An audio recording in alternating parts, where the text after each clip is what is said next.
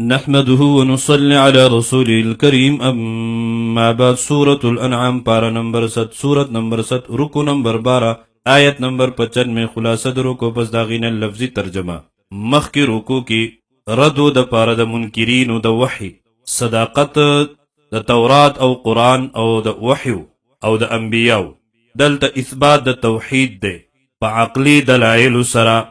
څوک په دې دلایلو باندې سوچو کی نو بیا څوک ملحد نه جوړیږي چې د الله د ذات نه انکار کوي یا د الله د صفاتو نه انکار کوي یا د الله په صفاتو کې د الله سره څوک شریک کوي او رد دی په شرک فعلی باندې او پنځه قسمه عقلی دلایل بیانېږي چاته چوم الله عقل ورکړی وي هغه به ایمان راوړي د عبادت لایق دا صرف یو الله دی او بعضی صفات د رب العالمین هغه بیان دي اعوذ بالله من الشیطان الرجیم بسم الله الرحمن الرحیم عقلی دلیل او رد په شرک فعلی باندې ان الله بشک الله فالق الحب چون کې د دانو والنوا او د هډوکو دې د دغه تخمنا د دغه دانینا او د دغه هډوکینا د تیغ سوک راو باسی څوک شته د الله نه علاوه دغه دانې نه ټانټه جوړ کی دغه هډوکی نه ونه جوړ کی بوټه جوړ کی یخرج الحی روباسی ژوند من المیت د مړینا ومخرج المیت راوستون کې د مړی د من الحی د ژوندینا او بیا مفسرینو مختلف صورتونه بیان کړي د چرګ نه انډه د څوک راوباسي او بیا د انډې نه د چرګې بچی د څوک پیدا کوي دغه نطفینا انسان او حیوان څوک جوړي او بیا دغه انسان نه د نطفه څوک پیدا کوي ذالکم الله دغه صفتونو والا الله دی څوک مرسره شریک نشته دی فانا نکم خاطئفکون اړول شي تاسو د حقنا پس وجبانی تاسو الله پرېږدئ او غیر الله طرف ته ځئ پس دلیل باندې ځئ تاسو دویم عقلی دلیل بیانی فالق الاصباح هم دغه الله چون کې د سبا دے سوک دے چې شپه ختمه کې ورځ راولي او سوک دے چې ورځ ختمه کې شپه راولي شته دې داسې څوک د الله نه علاوه څوک هم نشته وجعل الليل سکنا او ګرځولي د هغه الله شپه آرام والا والشمس انور والقمر او سپوږمۍ حسبانا د پاره د حساب لکه شمسی حساب او قمری حساب دغه شپې راتلل د نور وجود رڼا غروب کېدل د سپوږمۍ راختل ورځ په ورځ غټېدل بیا کمېدل او ختمېدل دا دلایل په دې خبره باندې چې الله شته دی دا دومره نظام چې چلیږي دا په خپله نه چلیږي د دې نظام چلولو والا څوک دی او هغه صرف یو الله د شریک ورسره څوک هم نشته نو دغه د حساب کتاب د پاره پیدا کړي ذالک دا تقدیر العزیز العلیم اندازا د زور آور او د پوهه ذات دریم عقلی دلیل وهو الذی او خاص الله غزاد دی جعل لكم النجوم چې جوړ کړي دي ستاسو د پاره ستوري لتهتدو چلار بیا ممی تاسو بها پهغی سرا فی ظلمات البر پتیرو دوچی والبحر او دریاب کې دغه د ستورو فائدہ ده او په احادیثو کې صحابو تم ستوري ویل شوي لکه څنګه چې یو سړی د دې ستوري نه رهنمایي حاصلوي منزل مقصود ته رسي دغه شان د صحابو په نقش قدم چې روان شي مقصود ته برسي قد فصلنا الآیات یقینا په تفصیل سره بیان کړی دي من آیاتنا احکام دلائل لقوم د پاره د هغه قوم یعلمون چې پوهیږي بل عقلی دلیل دی وهو الذی او خاص الله هغه ذات دی انشأکم چې پیدا کړی تاسو من نفس واحده د یو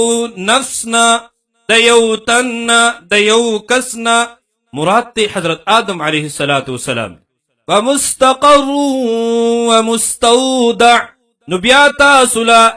یو د ستوګنی پاتې کې دو زیده او بل د سپارلو زید مراد د دین سدي یو توجیه دا ده چې مستقر نه مراد ملا د پلار، مستودع نه مراد رحم د مور. دویمه توجیه دا ده مستقر نه مراد ګرځېدل د ورځې دي، مستودع نه مراد آرام د شپې. دریمه توجیه مستقر نه مراد دنیا ده او مستودع نه مراد هغه قبر دی. قد یقینا فصلنا الآیات په تفصیل سره بیان کړي دي من آیاتنا لقوم د پارا د هغه قوم هغه خلق يفقهون چې پوهیږي. بل عقلی دلیل دی وهو الذي اوهم الله هغه ذات دی انزل چې راوری من السماء د اسماننا د برنا، ځکه باران دا د اسمان نه نه د وریځې نه، ماء اوبو باران بیا د هغې فایدې بیانېږي. فاخرجنا نراوباس من به پدی سرا باران کې خپله دا کمال نه دی چې بوټی را زرغون کی، بوټی تازه کی د الله په حکم سره دغه راخیج. نبات کل شیء بوټی د هر قسم قسمه قسم بوټی، فصلونه، میوې، باغات. فاخرجنا نراوباس منه د دینا خضرا داسې شینکی داسې بوټی، نخرجو چې راوباسو منه د هغه بوټینا حبا دانی متراکبا یو بل پورین خطی، ومن النخل او د کجرنا من طلعها یعنی د کسوړو د هغینا قنوان غنچکونه دي، دانیتون نجدی نجدی، وجنات او باغنا من اعناب د انګرو، والزيتون ورخونا، والرمان او انار، مشتبها یو بل پشان په پانو کې، وغیر متشابه او یو بل نجدا په خوند ذائقه کې. انظروا اګورئ په تعجب سره الى ثمره میوو د هغې ته اذا اثمر کله چې اونیسي میوه، وینعه او په خیدو د هغې ته الله یو بوټی راوخیجي، هغه بوټی ورځ په ورځ غټیږي مضبوط شي، بیا ګلونه پکې الله پیدا کړي، پاڼې پیدا کړي، هغه ګلونه ختم شي، یا هغې کې میوه پیدا شي، هغه میوه په داسې رفتار سره غټیږي چې چاته هم پته نه لګي چې په کومه ورځ کې څومره غټه شو، بیا مکمل فخه شي. دې کې د انسان دپاره لوی عبرت څنګه دا بوټی نه و، دا ټانټه نه وه، پیدا شوه، کمزورې وه، قوت واله شوه، بیا ورځ په ورځ په هغې باندې کمزوري راځي ختم شي. انسانه ته نه وي الله را پیدا کړي، ته کمزورې وي، تا ته الله قوت درکه، طاقت درکه، دا به همیشه نه. انسان که لږ سوچ وکړي په هره خبره کې دته عبرت، په هره خبره کې د ده دپاره سبق او د ده دپاره درس دی چې ګوره دنیا کې همیشه نه پاتې کېږي، هر یو شی تا ته د اواز ان فی ذالکم بشک پدی لآیات خامخا نخری لقوم یؤمنون د پاره د هغه قوم هغه خلقو چې ایمان لري. تخویف اخروی بیانی د دومره دلایلو باوجود بیا هم داسې خلق وي چې څوک د الله د ذات نه انکار کوي، د الله د وجود نه انکار کوي لکه ملحدین، څوک داسې وي چې د الله سره شریکان جوړوي لکه مشرکین، څوک داسې وي چې د الله د نعمتونو نه انکار کوي لکه منکرین کفار. کچری دوی معمولی الله دا کوم عقل چې ورکړی دی په دې سره سوچ او فکر وکړي، دوی به خامخا دې نتیجې ته رسی چې الله شته دی، د الله سره شریک نشته دی، لا شریک. دوی به دې نتیجې ته رسی چې زموږ دنیا کې همیشه ژوند زندگی نه ده. وجعلوا او جوړوي دوی لله خاص الله لرا شرکاء الجن شریکان، یعنی پیریان.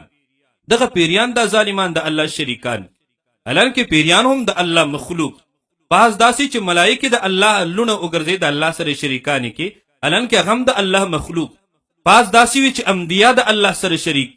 بعض داسې وي اولیاء د الله سره شریک کی، بعض داسې وي چې بوتان د الله سره شریک. د الله سره څوک هم شریک نشته دی، لا شریک ذات. وخلقهم او حال دا دی چې پیدا کړی دی دوی لره الله. الله خو د ټولو خالق دی، دغه مخلوق دی، نو مخلوق د خالق سره څنګه برابروي؟ وخرقوا له او جوړوي دوی الله لره بنینا زامن، الله ته د زامنو ضرورت نشته دی. وبنات او لونا بغیر علم، بغیر د علمنا، بغیر د کوم حجتنا، بغیر د کوم دلیلنا، وزان پوها کوي، عقاید ټیک کوي. سبحانه پاک دی الله د فنانا، الله باندې مرګ نه راځي. سبحانه الله پاک دی د زامنو نه، الله ته د زامنو ضرورت نشته. سبحانه الله پاک دی د لونو نه، الله ته د لونو ضرورت نشته.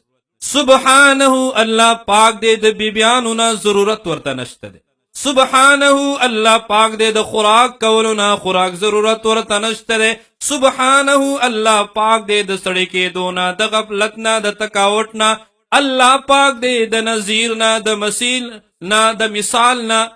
د شریک نه، د مشیر نه، د وزیر نه، د هر عیب او د هر نقصان نه. سبحانه زمنګ دغه معبود پاک دی. وتعالى او ډیر اوچت دی. عما د هغه څه نه یصفون چې دوی بیانوي.